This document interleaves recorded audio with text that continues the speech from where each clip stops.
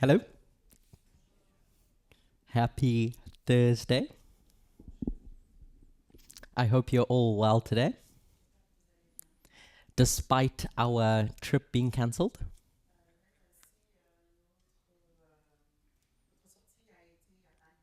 We can take some comfort in knowing that we get to spend extra hours together in the Bible.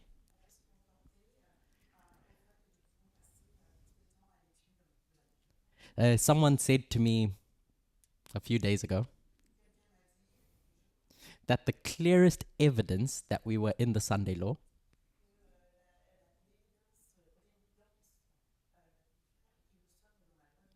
was the fact that it just couldn't stop raining. So there's your latter rain. Let's open with a word of prayer.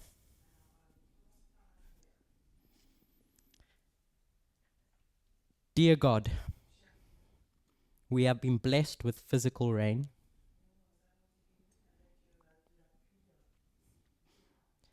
And we recognize that that acts as a reminder that in the time period of the spiritual latter rain,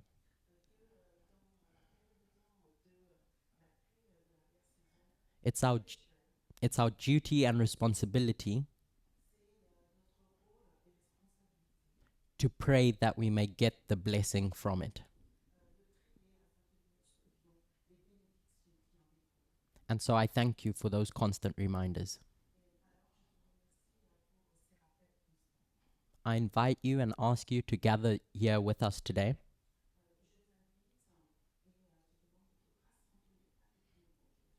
as we try to understand the end of the world better.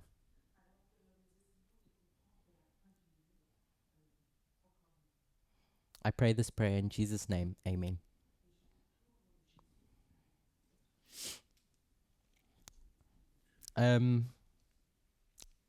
I spent near a month in South Africa recently.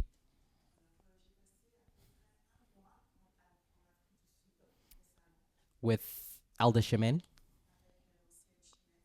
And one thing we kept fighting over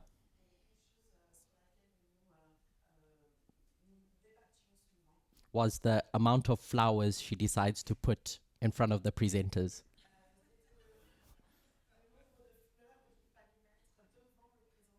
And she promised me that when I teach, she'll find the biggest bouquet of flowers. So I submit. She wins that battle.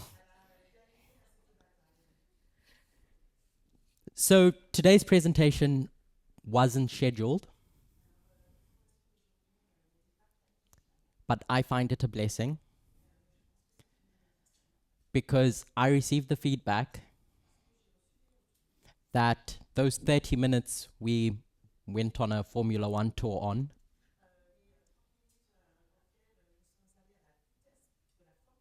went by really quickly. So I hope to go through a bit of a summary of what I've discussed so far. And then hopefully launch into some thoughts and ideas that pertain to what we're discussing at this camp meeting.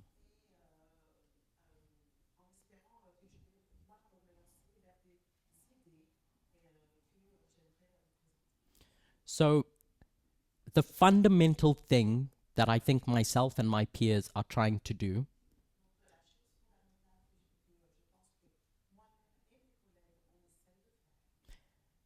is to understand Revelation 17. And a key part of unlocking that chapter is ensuring that we have robust, defensible definitions for specific entities.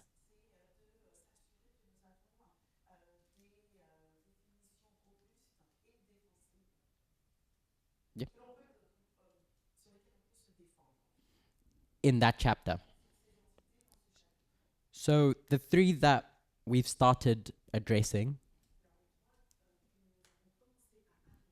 is head, beast, and woman.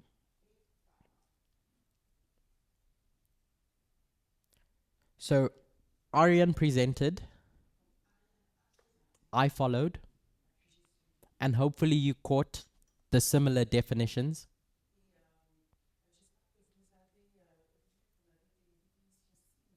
And when Elder Terry comes,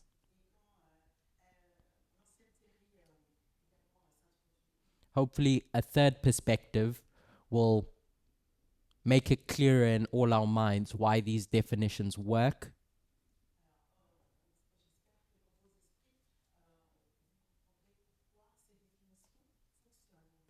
and are necessary. So I don't know where the tech team are. They've disappeared. But I'd like to interact with you all a bit as we go through a summary of my studies thus far.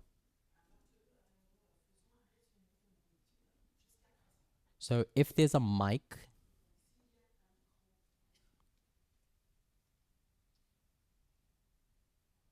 I'll get my beautiful helper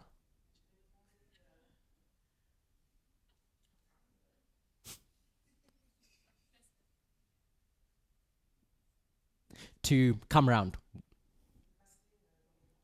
So if you remember what the definitions are for the head, could you put up your hand?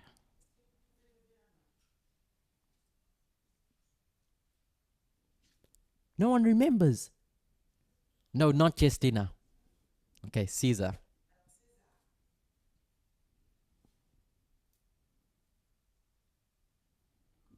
Head.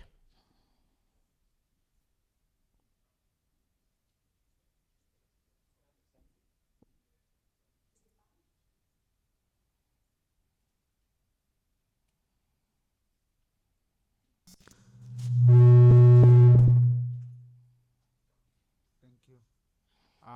A woman No, is head. okay. Head. Head. Yes.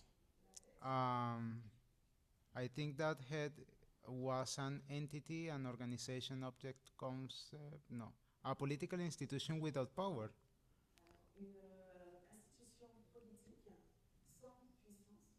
So Caesar says a political institution with power. Without. Without power. Uh-huh. You sure? And the beast Whoa, was whoa, whoa, whoa, whoa, whoa, whoa. Does someone want to jump in?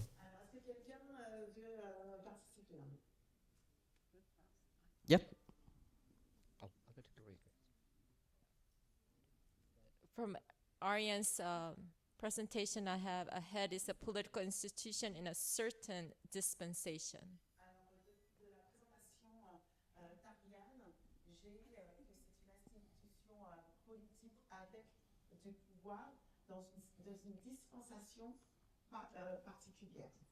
So I'm just going to add a little bit in there. So as you said, it's a political institution in a particular dispensation.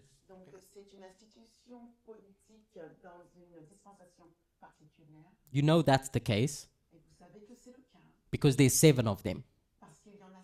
As you go through time, this thing changes.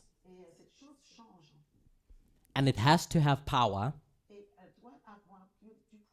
because it's what the woman wants. The woman has no power of her own. She wants to impact the waters. In that chapter, that's the symbol, which is the people. And she knows that she can't do that on her own. So she needs something to help her. So at this stage, she goes around and she can see a political institution with power.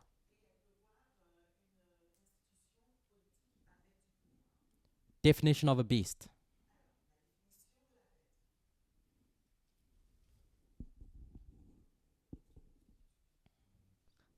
Also, oh, it's not. Oh, yeah. Political institution with power that has adapted the ideology of the woman.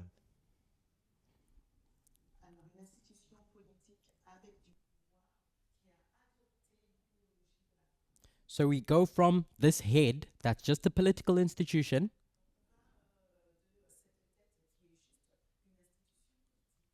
and what becomes the key differential between the beast and the head?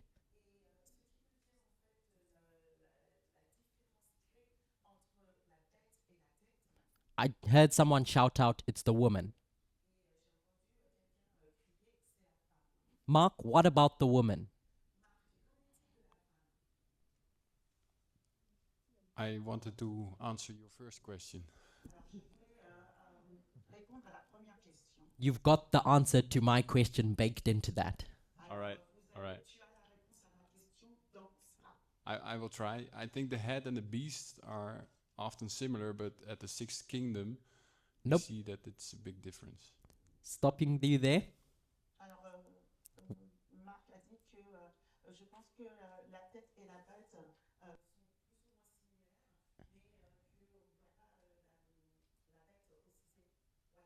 Don't go to kingdoms yet. Just from the definition that you were going to tell me, what's the differential between the beast and the head?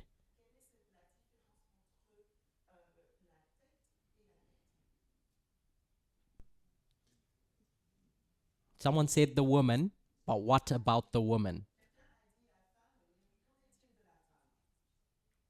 The woman rides the beast because it needs the beast. Yeah, so the woman rides it because she needs it, it has power.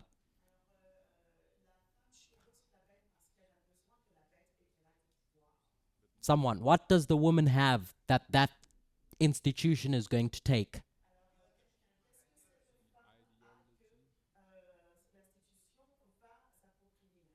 People shouted ideology. Do you see that? Yep. So the woman has an ideology, and then she's going to look around because she wants the people to adopt that ideology, but she just can't get to them.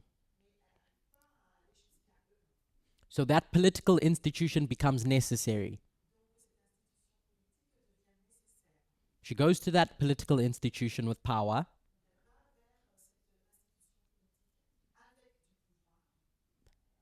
and that political institution then adopts her ideology.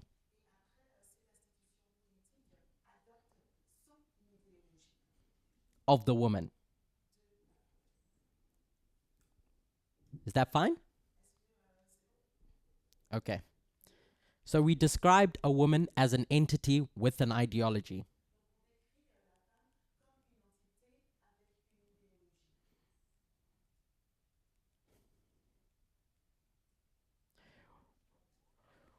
When we stress this idea of a political institution,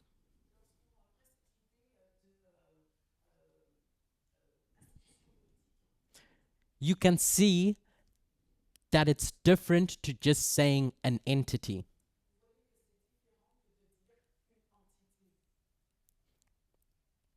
Hopefully by now, you know what an institution is. Who doesn't know what an institution is?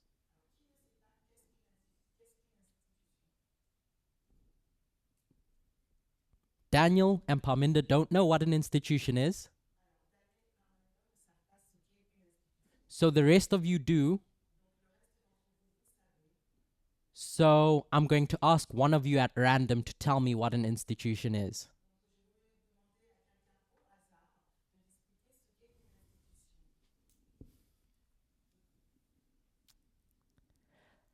Emma, what's an institution?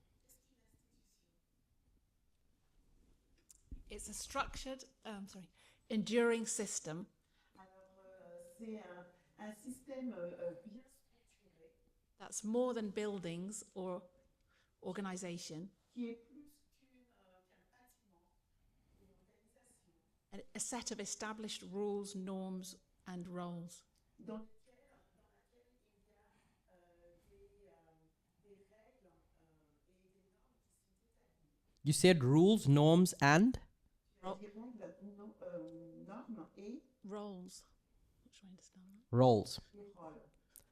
So you're going to get these different rules and norms,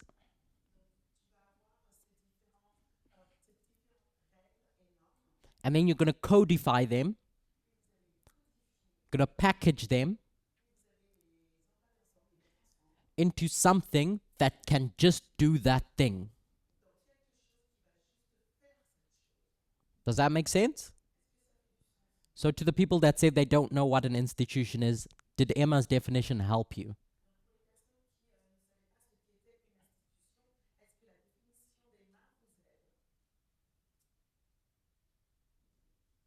I need feedback, or else we're not going to go anywhere.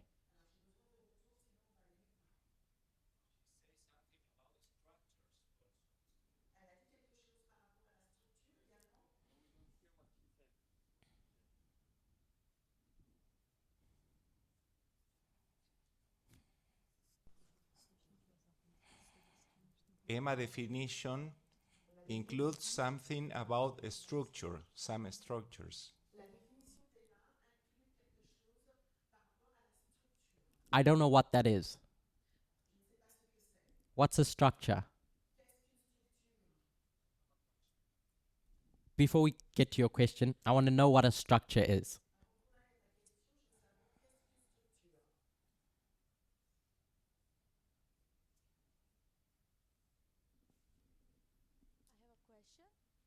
Is it related to this idea of structures? All this, sorry, it's about all these definitions, C'est par rapport à toutes ces définitions, where they come from. d'où viennent-elles? Okay, I'll answer this question about structures and then I'll come back to you.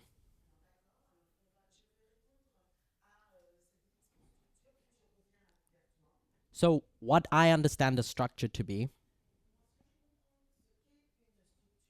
is an arrangement or organization of specific parts that are going to be used to accomplish something. So there's rules or norms that come together to accomplish a function. So Laura asked the question, these definitions, where did they even come from? So if I were to ask you the question, when you read these three things in that chapter, do you have an idea of what that thing is? How would you define it?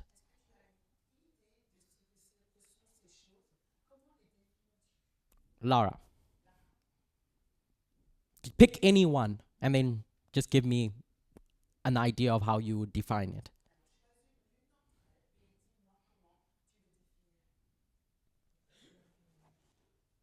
Well, I don't know. I need to think about it.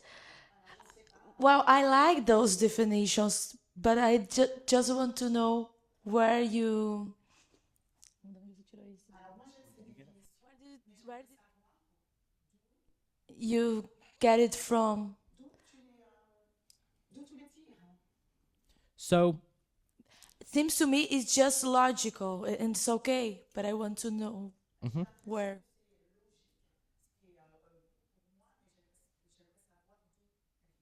So in Tuesday's class, I tried tracing the symbol of head in Revelation 17. So I'll start with that one because for me that's the easiest one. In that chapter, it tells you the head are mountains,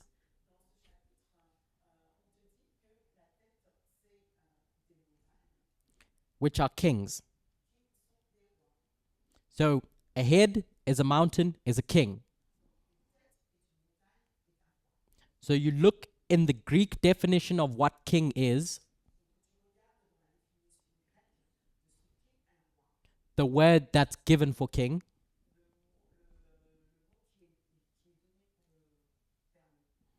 and Strong's traces it to this idea of the foundation of power,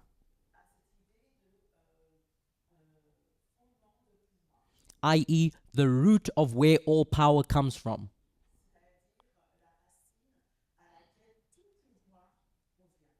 So we can go to Daniel, because Daniel and Revelation are one book, to see how Daniel is going to use this term. When Daniel refers to king, he's going to say, these kingdoms that I've shown you are kings.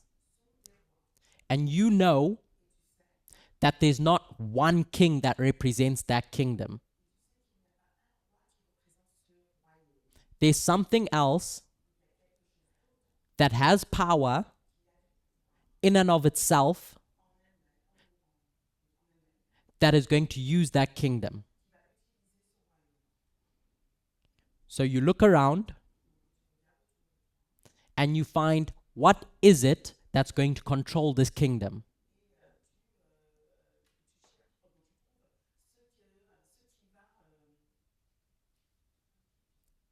You look around to see what's going to control that kingdom, to act as the foundation of power. So you, as a student, you hypothesize.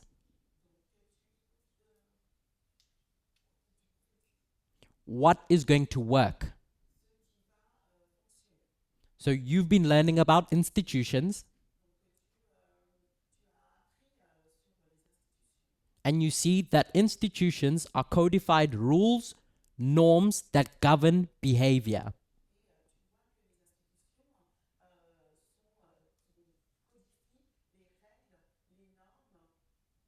That govern behavior.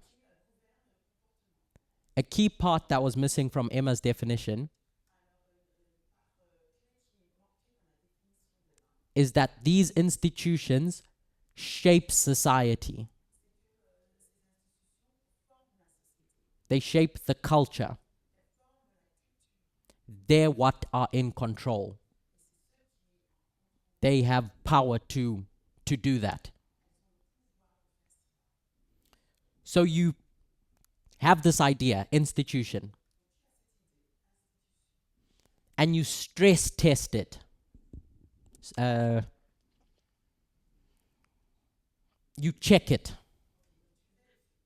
to see if it makes sense in one place and then another place. And what you find is that it can't be any old institution. Because an example of an institution is a library. So you'd ask yourself, is that what the woman wants? Does she just want any old institution? And you get to the point, because it's a king, which is a kingdom, that it's involved with policies. Policies. Oh, okay. Which is essentially politics.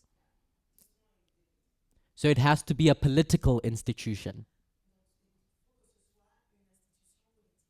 with power. With head, does that help, Laura? How I would go about trying to find a reasonable definition?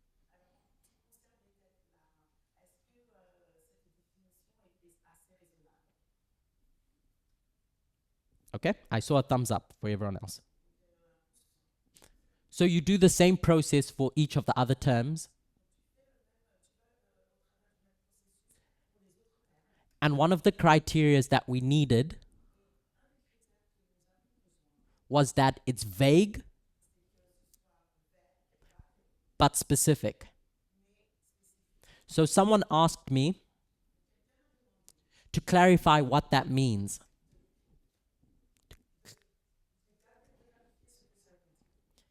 If you recall, we have 7 dispensations.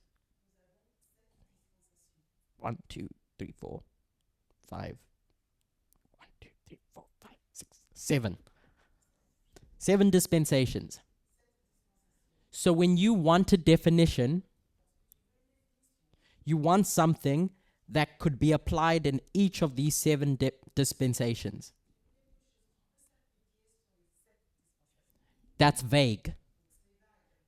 But you want something specific so that when you open up one of these dispensations and you look at it, you can see what you're looking for. Because if it's too vague, you won't know what to look for.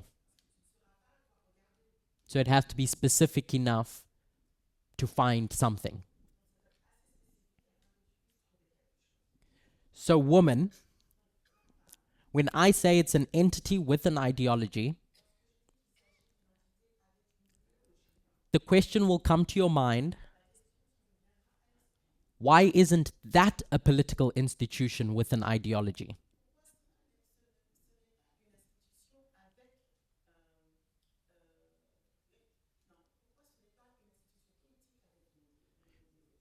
So you go to each of those dispensations and you stress test it. To see if you can always see a political institution with an ideology.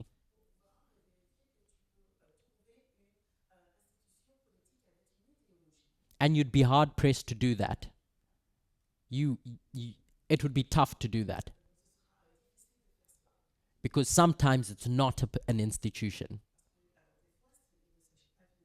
Sometimes it's just an entity. An entity is your umbrella term.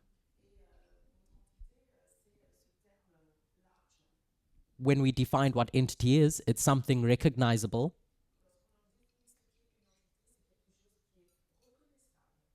that can act.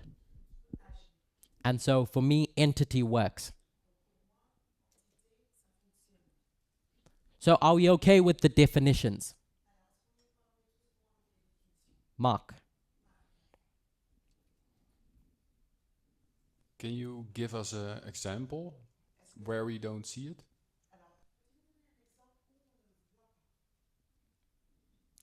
I don't like going to examples.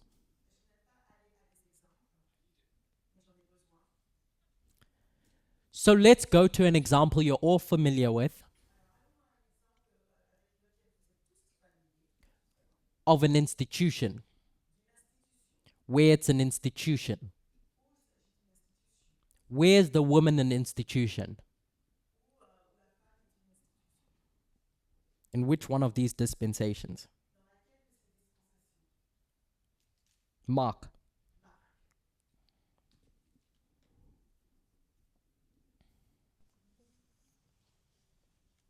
The Roman Catholic Church?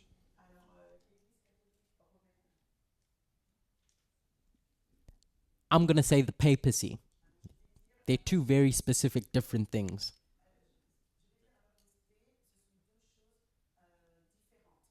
So the papacy is that institution. So now You're going to go to 1, 2, 3, 4, and ask yourself, what's the woman there?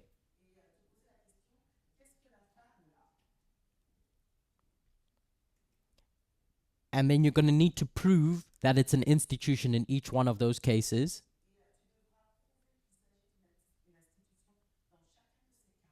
And at least I couldn't do that. I see the woman here in number 3 as Alexander the Great. Because Alexander the Great has an ideology that he wants to rule the world. And that's different from an institution. That's just an entity. Is that clear? You asked for an example, and I'm only going to give you one. So we started with our definitions.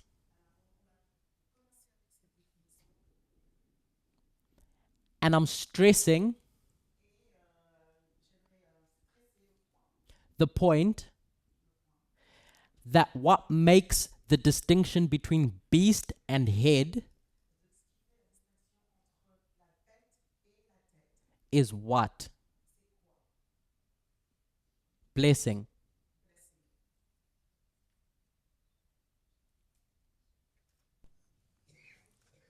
The relationship with the woman. The relationship with the woman, and that relationship is within the confines of what?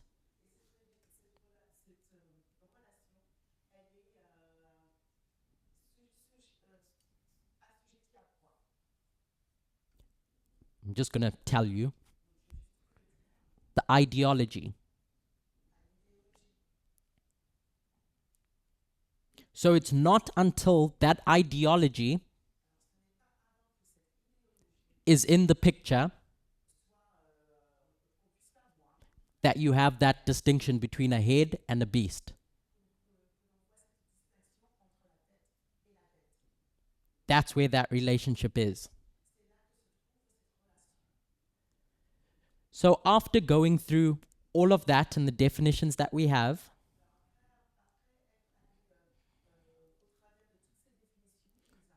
we said, okay, I know all that, so what?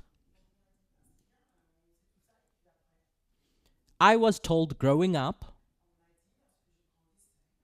that the Sunday law, that waymark, is when a law is passed about Sunday.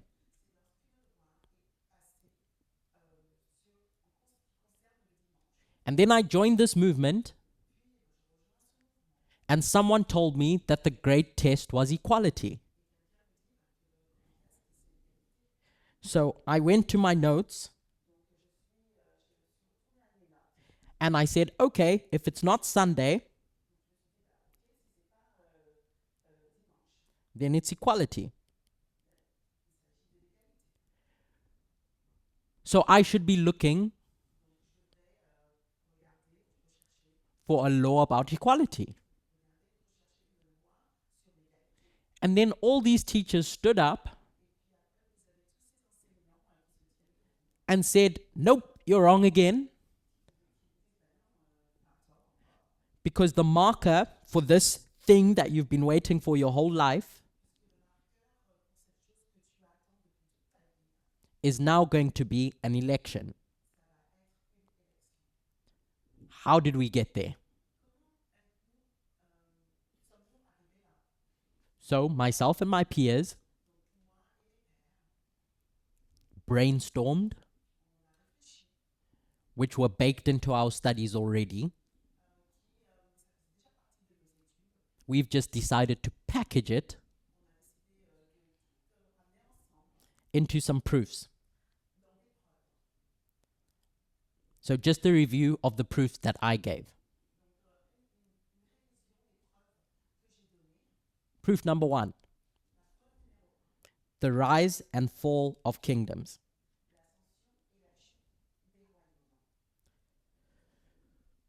All roads lead to Revelation 17.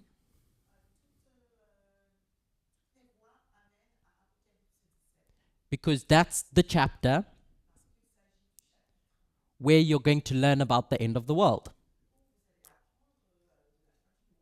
So in that chapter, you see 7 kingdoms. And there's a power struggle that's going on. And you want to know when the 7th kingdom comes to power.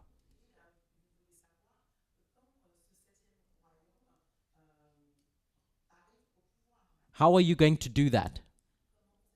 How is it going to accomplish that work? So you go to something that you're familiar with,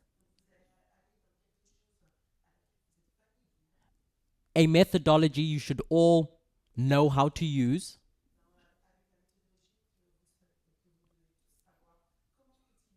which is juxtapositioning. So you explore the 6th kingdom. And what you see when you look closely enough at the 6th kingdom is that its defining characteristic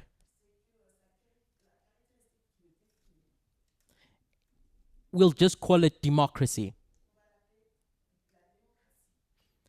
It's representation, that what makes it unique, a government through representation.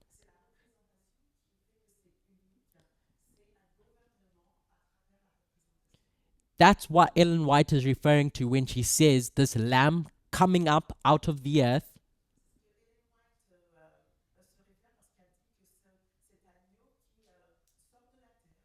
it's growing in power. As it pieces together its constitution as the thing that gives it its power. And the key highlighted text in that constitution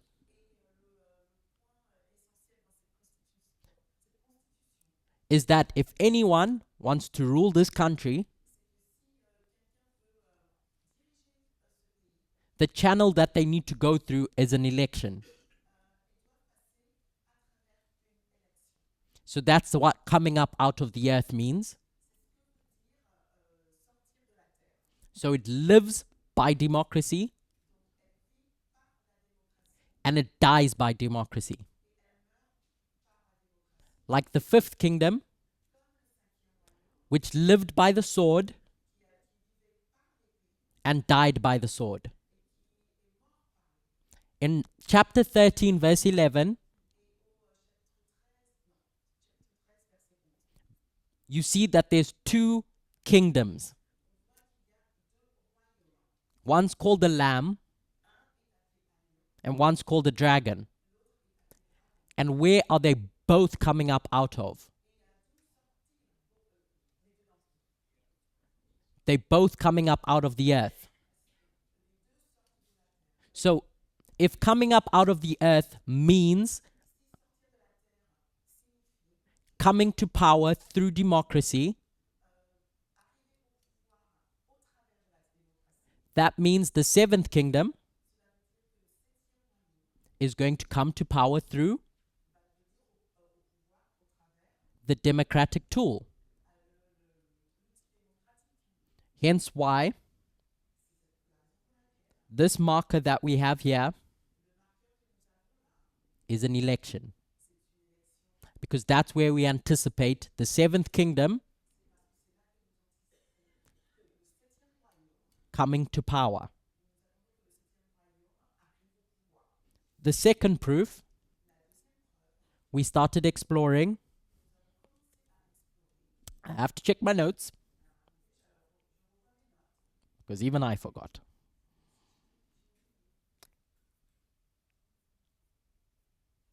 Was related to the agitation of the Sunday law. A component of the agitation, when you use that structure given in Isaiah 46, is that when you're in the present, when you're living through some significant thing you can see in front of you,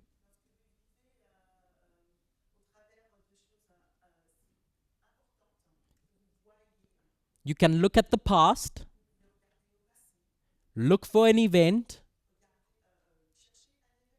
where you see the theme that you're looking for, power struggle, and you can get a sense of what that power struggle is based upon.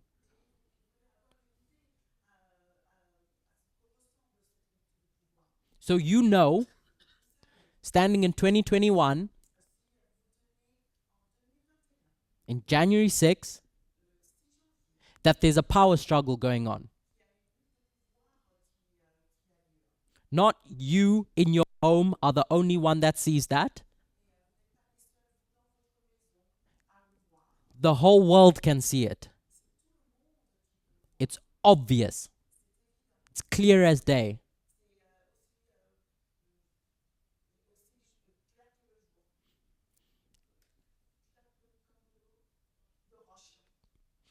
And what you take away from that, what you learn from that, is that if you want power, what do you need to go through? An election. That election is going to give you your power. So the next time you see a power struggle and expect that seventh kingdom to rise up, you know that if it wants power, if it's going to come to power, let me put it that way, it's going to have to go through the channels of an election. And then the last one, which is where we rushed a little bit, was Julius Caesar. Julius Caesar is no insignificant figure.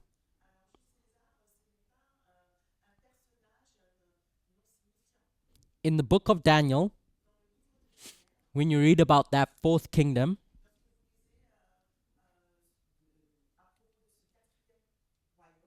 you should know that that kingdom was once a republic. It was once a lamb. And then someone comes along, or something, an entity, and gives that political institution their ideology and turns it into a beast. The word empire. So it goes from a republic to an empire. So the one to do that work is Julius Caesar. So let's explore Julius Caesar's rise to power. And what we get when we use structures, sequence and structure are interchangeable. We look in Daniel 11 and we see this sequence between the king of the north and the king of the south. The story of Raphael and Panium. Hopefully we should all be familiar with that. And then in verse 16, after all that back and forth, Rome comes on the scene, and Pompey is going to go into the glorious land. This becomes your hook. Because you know, from the time of the End magazine, that when the king of the north, or Rome, enters into the glorious land, you're at the time of the end. You're at the Sunday law, sorry. Verse 41. So you bring these two lines, line upon line, and you say, I want to learn something. Pompey gives you a perspective, but in 63 BC, Julius Caesar is going to give you another perspective of this waymark.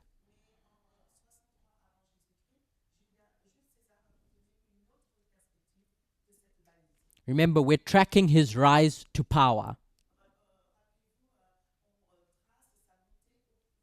He was this charismatic fellow who wants to rise to the top. And he knows that there's two important positions that he needs to hold.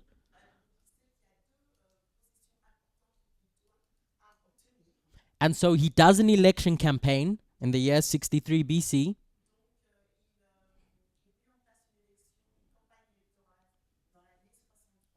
Remember, with sequences and structures,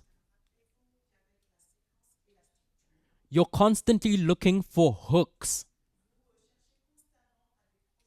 connecting links between the lines you're joining together.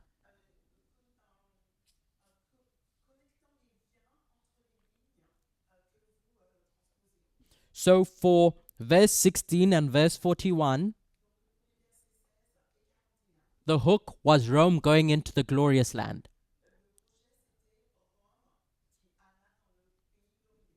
The next hook you're going to use is the year 63 BC. And now you're going to explore that. And you see that Julius Caesar wins an election for Pontifex Maximus. What does the Pontifex Maximus do in Rome?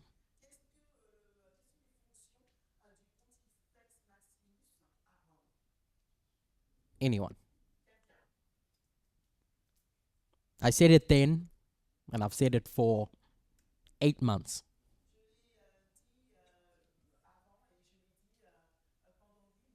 Without even knowing anything about Julius Caesar, you should already know.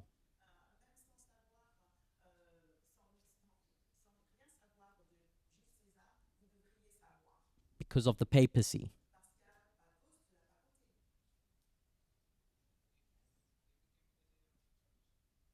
So someone says in the front, he becomes the leader of the church.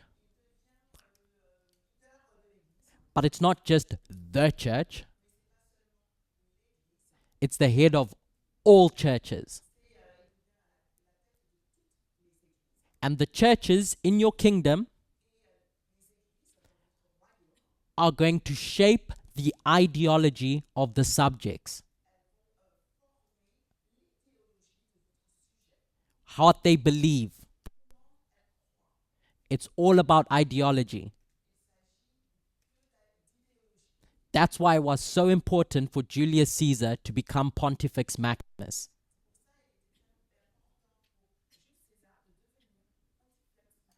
And the way he achieves that is through an election. I saw a hand over there. Pedro. Was he the woman before he became Pontifex Maximus?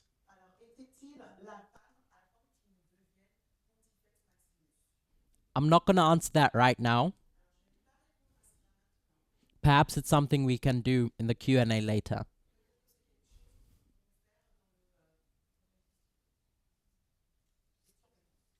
Okay, if that's okay with you. So now you have this story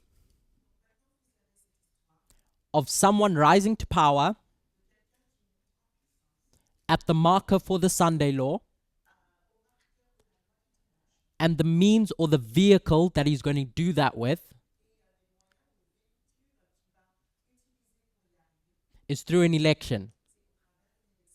The context is elections. An ideology. What's our next step?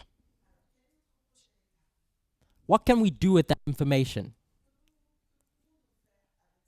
I've given you a symbol. What now?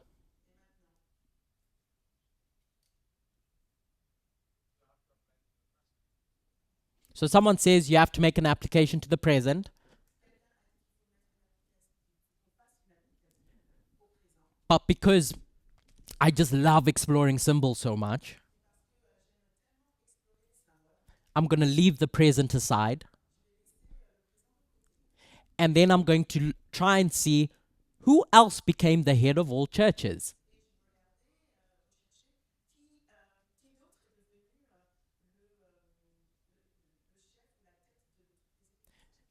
Because then I can create another line and just continue on with this line upon line. So we know in 538, or at least in 533, someone says to the papacy, I'm going to make you something. The head of all churches. But that doesn't take effect until 538. Which I'm hoping you're all comfortable with marking as a Sunday law in that history.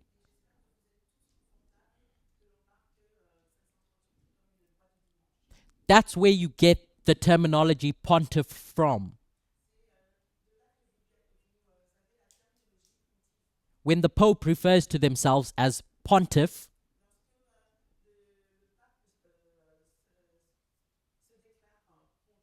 it all has its roots in Pontifex Maximus. So in 538, when the papacy is the head of all churches, again, I ask you, what is the thing that's being highlighted? An ideology. It's ideological. Because the papacy knows, that woman knows, that the thing that is most important is ideology. We can do this over and over and over again. Let's go to another example. We'll go to our favorite structure. 1, 2, 3. I'm studying Revelation 17. But before I do that, Caesar has a question.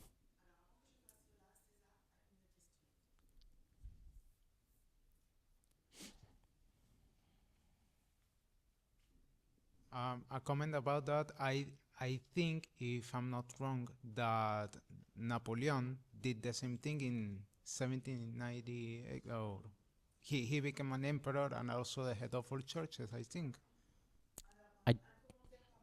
If I'm not wrong.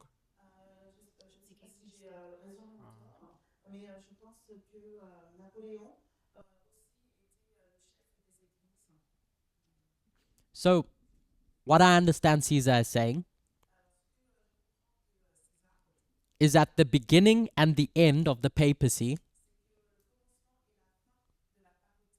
the thing that marks its rise and its fall is based on ideology. Because Napoleon is fed up with this ideology, and so they do something in 1798 without unpackaging everything he said. So, Revelation 17. It's the end of the world. So I go to Revelation 17 to know what's going to happen. I want to understand this way, Mark, Sunday law. And at the beginning of the chapter, John is going to do something so clever. He's going to prime your mind. And who does he use to prime your mind?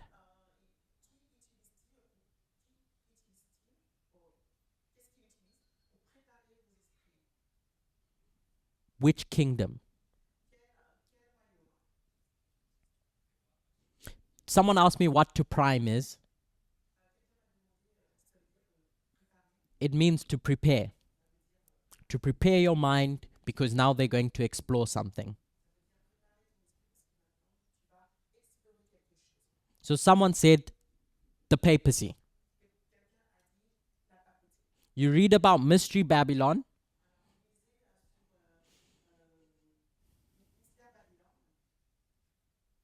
which I hope you're comfortable with seeing as being in the 5th dispensation.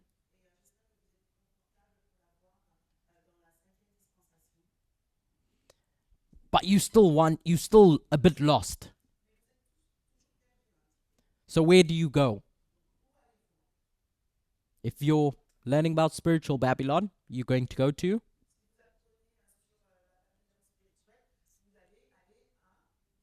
literal, natural Babylon. So you go all the way back in time, and you're going to learn about literal Babylon.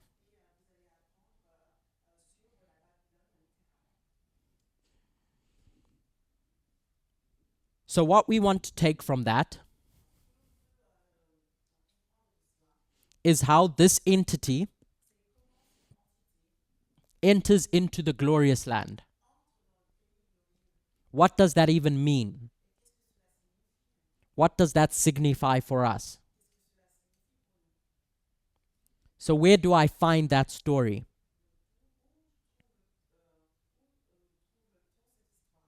Of literal Babylon, the king of the north, entering into the glorious land. In the book of Daniel.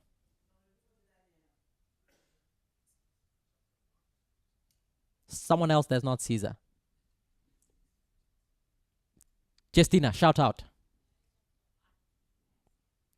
So Justina's taken us to Daniel chapter 1, verse 1 and 2.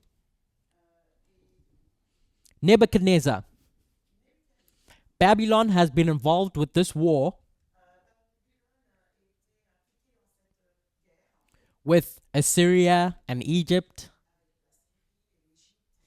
And then they've come to a point where they set their eyes on something. A kingdom. And that kingdom is the glorious land. But what does he do when he goes to the glorious land? I'll read the verses. I'll read them in full and then you can read them. In the 3rd year of the reign of Jehoiakim, the king of Judah, Nebuchadnezzar, the king of Babylon, is going to come to Jerusalem and besiege it. And when that happens, the Lord is going to give Jehoiakim into Nebuchadnezzar's hand with part of the vessels of the house of God, which he carried into the land of Babylon to the house of Nebuchadnezzar's God. And he brought the vessels into the treasure house of his God. So what was important at this stage when Nebuchadnezzar entered into the glorious land? What does he take? Oh, sorry. Read the verse. My bad.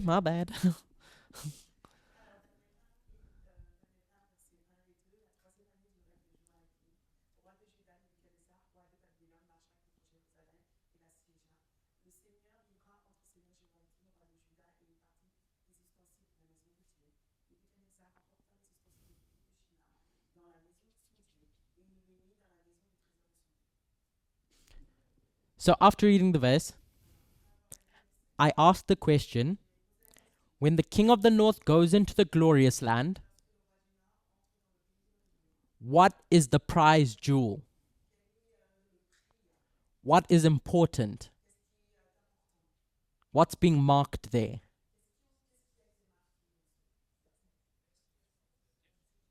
The vessels of the temple.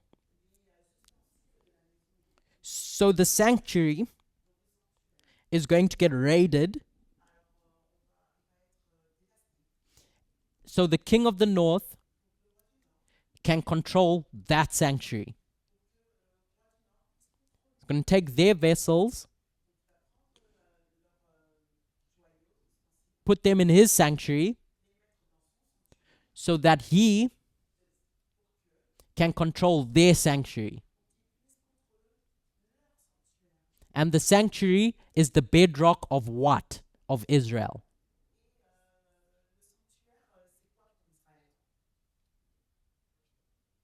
Worship.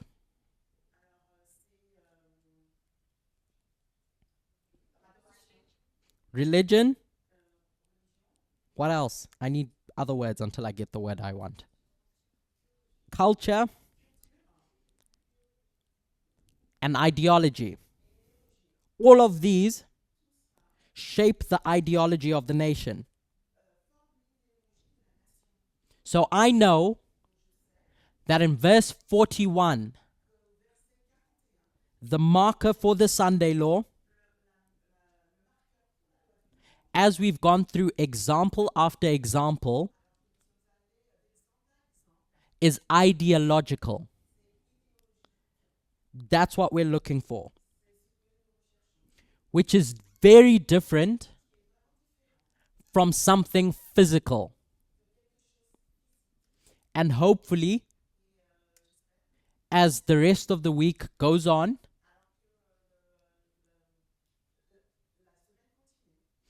when we start unpackaging what that fornication is in Revelation 17,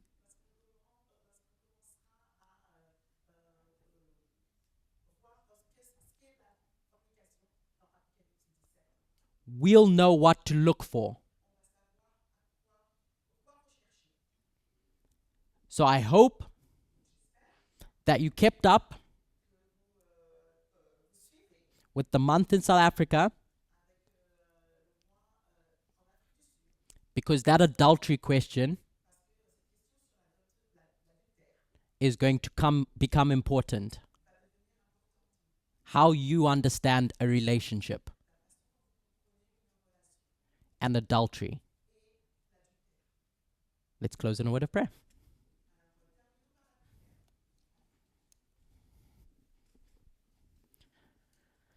Dear God, I come before you grateful for the repeating histories that we have, that we can use as patterns to identify something that we should learn.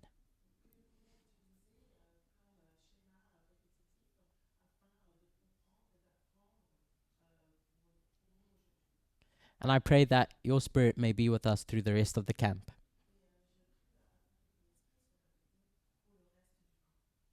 In Jesus' name I pray, amen.